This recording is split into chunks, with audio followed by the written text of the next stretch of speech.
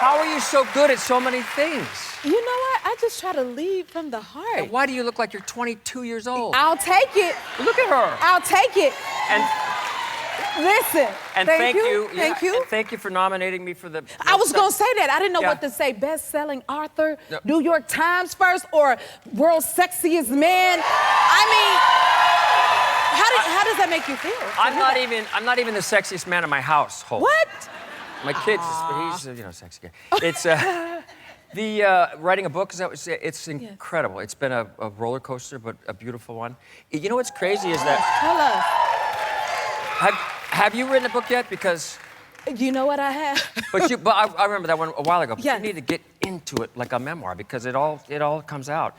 The thing about the success of this, and I promise you, I was like, who wants to read a book about me? I never thought about writing a book, but since it's not a TV show or a thing that anybody has control of. That's my life. Yes. And so to be accepted, it's been really surreal, but so beautiful because it's really a love letter to my mom and my dad and I love that. all the mentors that I had in my life, and something for my son to read someday when he could read and stop being so sexy, you know? You know what? He gets it from his dad. But see, that sounds like it's from the heart. Yes. So I have to ask, was it scary for you to write your memoir? It was. I set out to write a hero story. I'm going to talk about all the great things I've done in my life. And I was like, this is not real. And so it turned out to be a human story. And it just got very deep and very personal. I felt that without absolute truth, paralysis. That's how it is. So I said, okay, here I go. You know, most of my life has been incredible. I have beautiful parents. I know you had a beautiful mom, and you were very close to her. And that's what I had. I grew up with just a fantastic family. And then I went, then I sort of went rogue. That's my dad. Aww. Look at my ears. There's a big. My mom. Is that baby Chud? Yeah, no, that's me. And my mom said I was so ugly. Well, I grew into my looks by then, but she covered my face up with a blanket when she took me home from the hospital. Really? Yes. Well, it was probably to keep you warm. No, I think she was. She said the neighbors. No, she said I was ugly, and I think she told the neighbors they got a pet monkey or something for a while, and then until I grew into my looks. I don't believe that. Seriously, but it's been a fun ride. It really has. But I was saying that I sort of got off track. My mom died, and I was just in a low place, and I got in my car drunk, which was just the worst day of my life, and the worst thing. I could have killed somebody. And I was going to meet Bob Saget, and I said I have to straighten my life up. I thought I had everything, and that's such an egotistical, terrible place to be, especially because all I really wanted was a family and a wife and kids, and you have a child, right? Yes, I do. And so I was confusing the universe. I wasn't the guy that my parents raised. That confusing universe. Yeah, and when I straightened up, then the good things started to come. And there was a point where I didn't want to kill myself because I'm too vain. I didn't want to get blood on my hair or whatever. But I didn't care if I was like, I don't care if I died. I've done everything. And the truth is, I hadn't. And so I'm so happy to be alive and to have a beautiful family and to be on your show. It's just we're happy to have you. Speaking of letters from your mom, it takes me to my mother's saying, my mother used to say, if you think you've seen it all, just keep on living. You know what I mean? Right. And you're learning to see that, no, we haven't done everything, and the best is yet to come. Well, you've done everything, but the rest of us haven't. Yeah, my mom wrote these beautiful notes. Do you write notes to your my mom used to write me notes, and I've savored a lot of those things, so I love that you have that in your book. Is there any particular note that she wrote that sticks out to you? There's a lot, and the beauty, and I didn't want to write a book. I didn't know how, and then I thought, my mom's notes, and I laid them all out. My sisters had some, and they're throughout the book, and you can see her handwriting here, which is really beautiful, and here's one. It says, "Dear son, don't release your memoir the same day Britney Spears." I didn't see that one coming. No, so it was, all these notes are in here. It was beautiful. Because it's so personal. Yes. Was it harder to write the book or narrate the book? Oh, you're doing the audio book. Yeah, it took me a long time. They said, well, it'll take 4 or 5 days. I think mine took about 35 days or so. Because I wanted to get it right.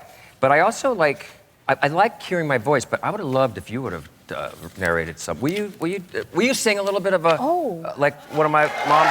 But see, can I share the one that sticks out out to me. Oh, yeah, which one is This it? one, it said, don't ever give the devil a ride because he will end up doing the driving. You know, Right. John, when I was growing up in church, I used to sing a song called, and I feel like it relates to this. Okay. It says, don't let him drive, don't let him ride, he might wanna drive.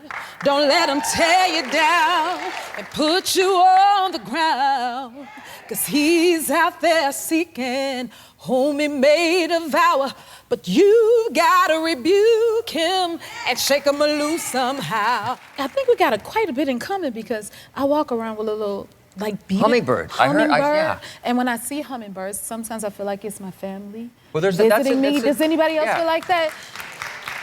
Do you feel like that at times? Because Well, why yeah. is hummingbird so special to you? Well, I remember seeing one in my dad's garden, and he loved his garden so much. And and my mom said, "Hey, that's your dad." Oh, hey, Dad, hi, Dad.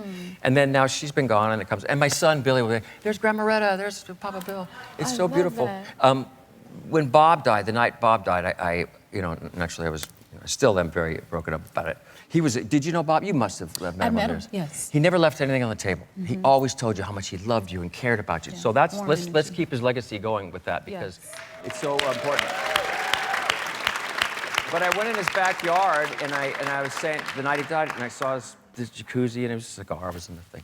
And I said, Bob, come on, show me a sign, man. Show me that you're okay up there. And I said, okay, well, maybe he's at peace up there. Maybe he's not rattling the thunder.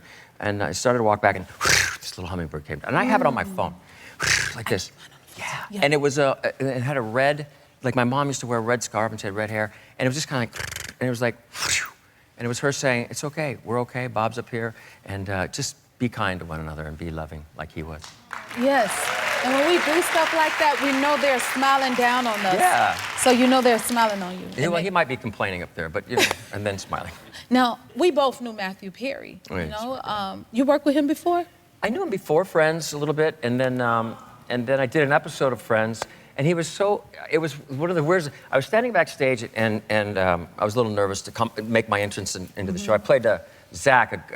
I was a sperm donor for Monica and Chandler. They wanted to. They were checking me out to see if I was, my teeth and everything. I didn't get picked, but. I was getting ready to go on, and he said, "Oh, the people are going to go crazy. They're going to scream and yell. Wait till you get out there." And there's action. And I walked out, silence, like crickets. And I was like, I was so embarrassed. And I just did my line, and then we did the scene. And they go, "Okay, moving on." I'm like, "Oh, okay." And I just sort of walked backstage, and I could hear. He walked up to the audience and said, "Let's hear it for John Stamos. You guys probably didn't recognize him at first because he's so good looking in person, and he looks so much younger." And it was just such a good thing for someone to do, and he really lifted my spirits at that moment. He was a great man. He helped a lot of people, too. A lot of people. God rest his soul. Rest his soul. Yes. If you like this video, smash that like button and subscribe to the Jennifer Hudson Show YouTube channel. Check your local listings or visit jenniferhudsonshow.com to see when you can watch full episodes in your area. And don't forget to sign up for the newsletter.